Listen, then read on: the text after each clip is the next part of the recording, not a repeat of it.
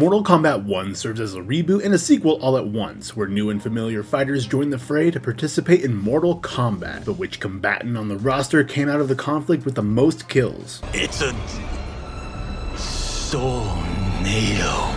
Things start off peacefully when Liu Kang restarts the timeline and demotes Shang Tsung from sorcerer to snake oil salesman. He gets beat up by a few normies after being ousted for selling a false remedy for this man's daughter. She passed away due to a pre-existing illness, not because of Shang Tsung, so that kill isn't being counted in his corner. But then a stranger approaches and offers to restore him to his previous glory. What follows is a series of events that has Liu Kang gathering 4 fighters to participate in a martial arts tournament between Earthrealm and Outworld. These fighters are Kung Lao, Raiden, Johnny Cage, and Kenshi Takahashi. He's aided by the Lin Kuei, being led by Sub-Zero, with Scorpion and Smoke serving as underlings.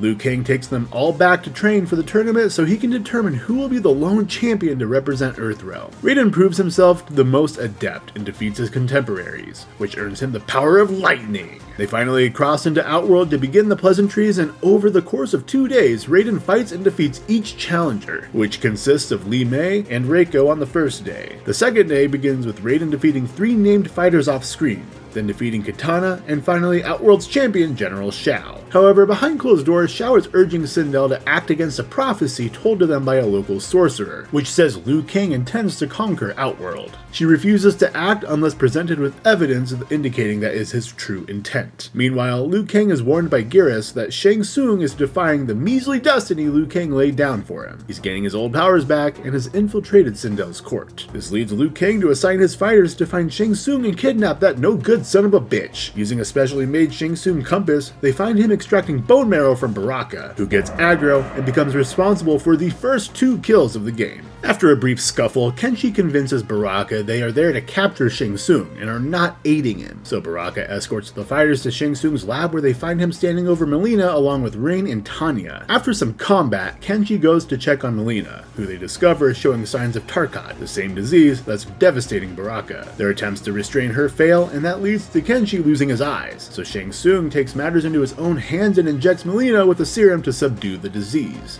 We learn Quan Chi is the sorcerer trying to instigate war between the realms, and they take the fighters captive and imprison them within Shang Tsung's real lab in the basement, which is littered with dead bodies that suffered from Shang Tsung's experiments. We see the same ones a few different times, so throughout this scene, I was able to confirm 11 individuals killed. There appears to be a 12th kill in the background during the Baraka fight, but we can see the guy was alive until one of the Tarkatan clones began eating him here. Baraka gets 10 more kills against the clones, and Kung Lao gets his first. We're also introduced to Reptile, who gets the devastating news that Shang Tsung murdered his family, adding 2 more to the sorcerer's count. They're able to break out and eventually find another ally in Ashra, who makes an impressive entrance with 6 bloody kills. While giving the fighters her story, she also alludes to the deaths of Quan Chi's minions Kia and Jitaka, adding another 2 in her corner. We cut to Quan Chi beginning the summoning ritual for Ermac, and this is where Megan Fox kills the art of voice acting, which really can't be counted, so our fighters do their best to stop her talking and successfully stop the evildoers from continuing their plans. We can't help what we are.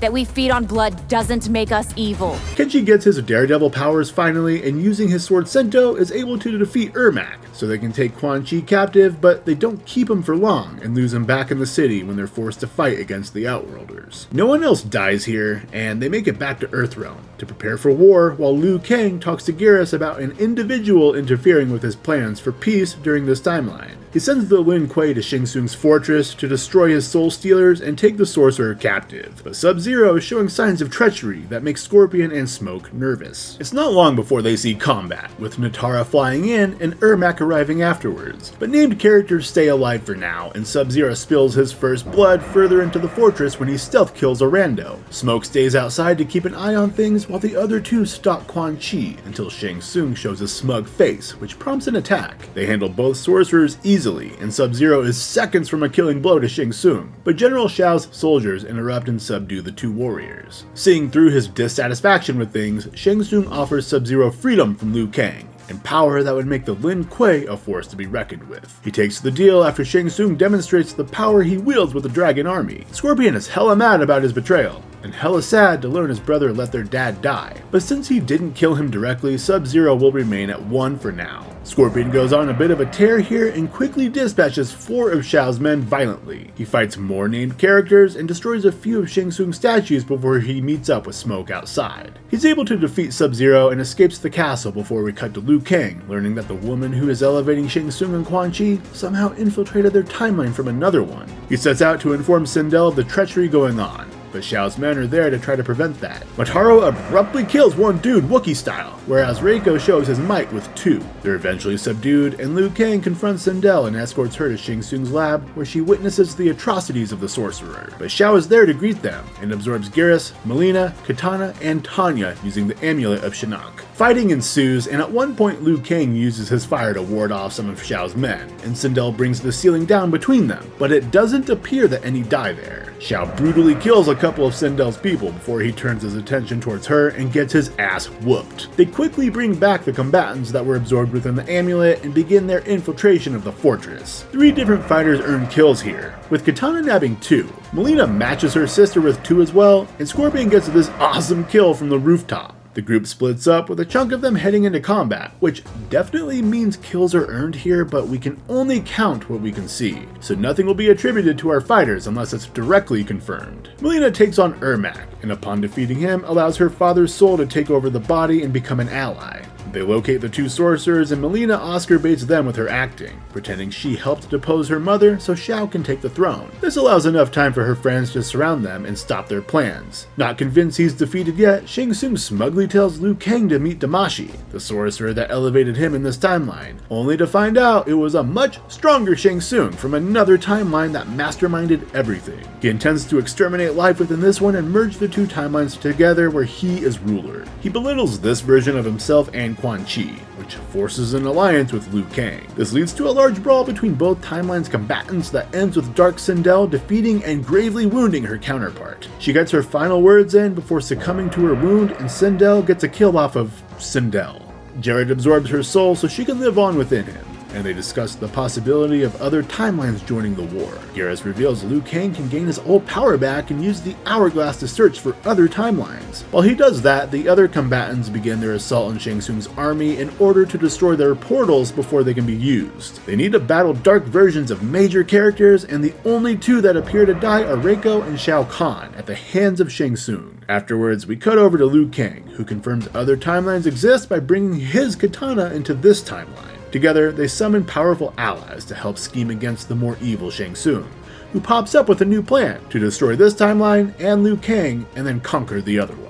This begins another brawl between timelines that ends with Shang Tsung and his lackeys running off after they're overpowered. They follow them into Shang Tsung's timeline for the final confrontation, and this is where things get super tricky because both sides bring so many fighters to their side, with many being hybrids of existing combatants. There's so much going on during this final battle that each death cannot be contributed to someone else. Like, who the fuck kills Sub-Zero right here?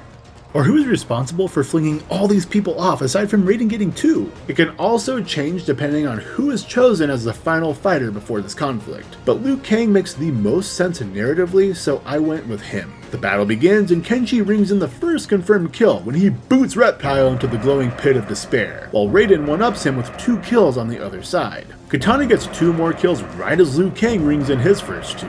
We witness Kenshi slice someone down and a female Kano doing some slicing of her own. Shortly after that, Goro tosses a mime version of Johnny Cage into the green pit, which leads to a cage match that sends him over the edge as well, but he doesn't actually die from that and pulls both of them in with him. Katana shows her abilities by quickly killing off 4 more combatants, while Liu Kang immolates a Raiden Kung Lao hybrid. He follows that up by dodging a magic bomb sent down by Quan Chi and Shang Tsung that completely decimates 6 fighters below him.